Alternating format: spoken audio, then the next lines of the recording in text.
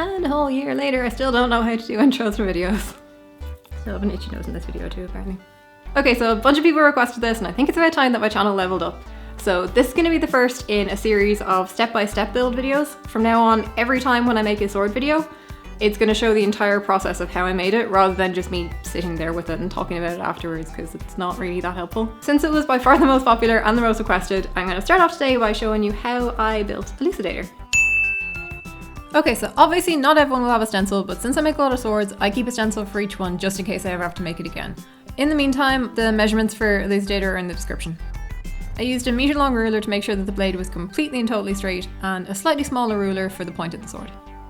Safety gear for cutting with the jigsaw includes tying my hair back, protective glasses, and safety cat ears. Okay, so I started off using a jigsaw to just cut out the basic shape. Jigsaws are not good for cutting tight angles, so it can take a little bit of maneuvering to get the exact shape that you want.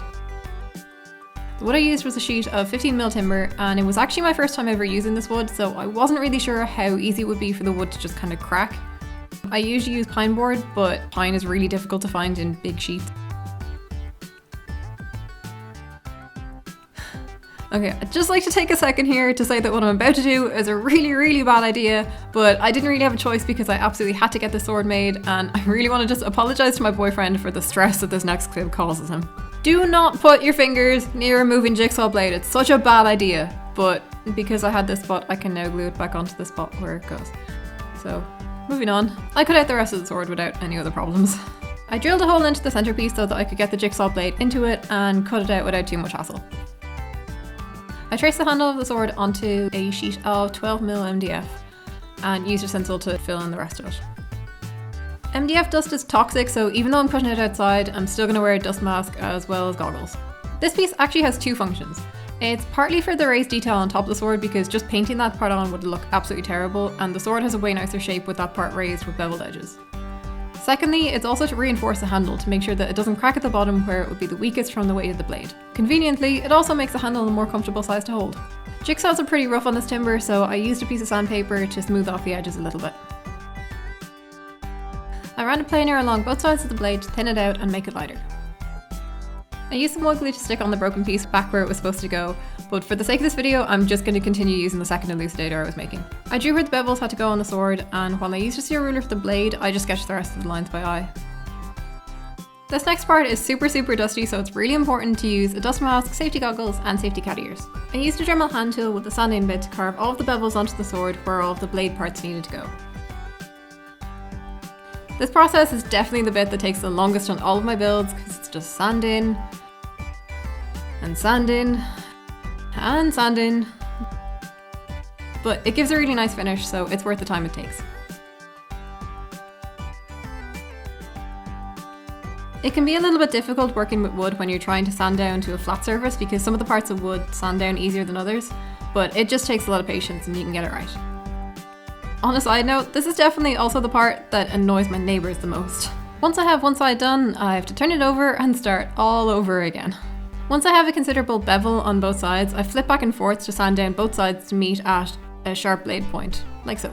I have to do this on every part of the sword that needs a sharp blade to get all of the points as sharp and even as possible. The end of the blade isn't completely sharp yet, but I'll come back to it later to give it a perfect point. I sanded down the edges of the decorative part so that it'll blend nicely onto the top of the sword. I first stuck it with wood glue and kind of nudged it about a little bit until it was perfectly centered and such, and then once the glue was pretty dry, I drilled some pilot holes and used some 2cm screws to secure it completely.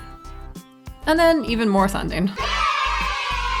I basically just sanded down the edges of the handle so it would be more comfortable to hold and rounded off. I rounded off and beveled off any other edges in the back of the sword that hadn't already been done. I also sharpened the tip of the blade at this point. I sketched the little detail onto the end of the blade and started with the first layer of black paint. I used a bigger brush to cover most of the blade and then a smaller brush for the areas around the pattern, and I ended up actually using the smaller brush for pretty much the rest of the black paint because it was just much easier to control and keep neat and tidy.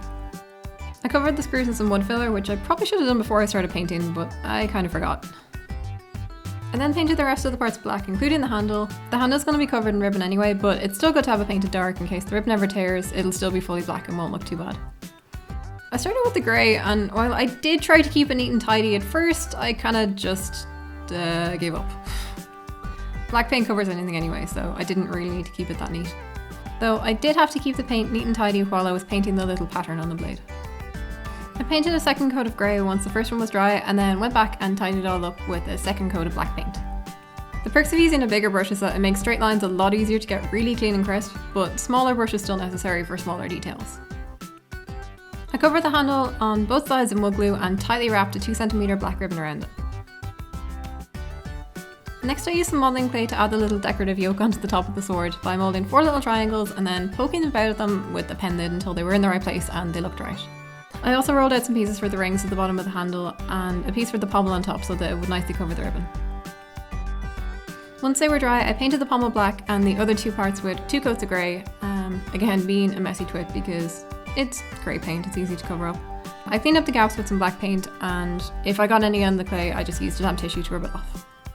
So that's how I built Elucidator. Let me know in the comments below what you thought of it, or anything you think that I should have done different, or anything that you would have done differently. Also feel free to suggest any other swords that you'd like to see me build, or any just weapons in general that you'd like to see me build.